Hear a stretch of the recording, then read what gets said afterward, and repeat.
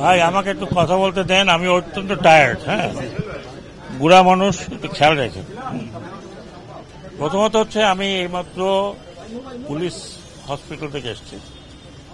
পুলিশের মোরাল অনেক ডাউন। চেষ্টা করছি যাতে পুলিশ ফিরে আসে। পুলিশ ফিরে না আসলে আপনারা দেখছেন যে কি হতে পারে। আর একটু আগে দেখলাম ব্যাংকের মধ্যে মারামারি, ব্যাংক দখল করবে কে কারে। এখন মনে হয় যে যার মতো করে যাতে দখল করতে চায় দখল করতে পারে। আমি প্রথমে আপনাদের মাধ্যমে বলি, আমি বলেছিলাম যে পুলিশের যারা ফোর্স এখনো জয়েন করেনি তাদের জন্য লাস্ট তারিখ হচ্ছে বৃহস্পতিবার পর্যন্ত যদি আপনারা কেউ ফোর্সে জয়েন না করেন তাহলে আমি আইজিপি সাহেবের সাথে আলাপ করেছি, র্যাবের ডিজির সাথে আলাপ করেছি, মেট্রোপলিটন পুলিশ কমিশনারের সাথে আলাপ করেছি।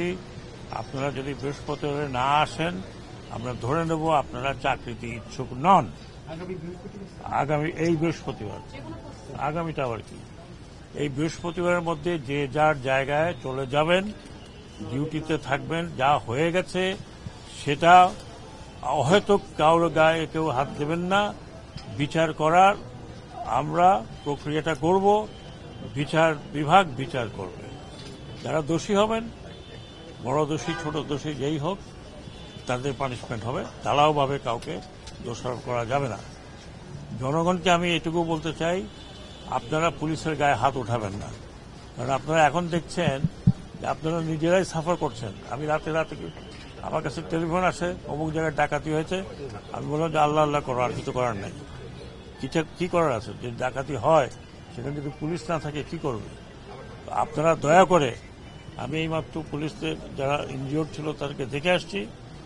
যতদূর আমাদের করার সম্ভব আমরা করব, কিন্তু বৃহস্পতিবারের মধ্যে আপনারা জয়েন করেন। এটা আমার নাম্বার 1 প্রায়োরিটি।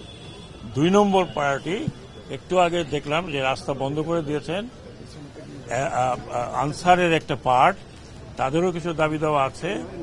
সবারই দাবি দেওয়া আছে, আমারও দাবি দেওয়া আছে। আমার দাবি দেওয়া হলো যে আপনারা ফিরে যান।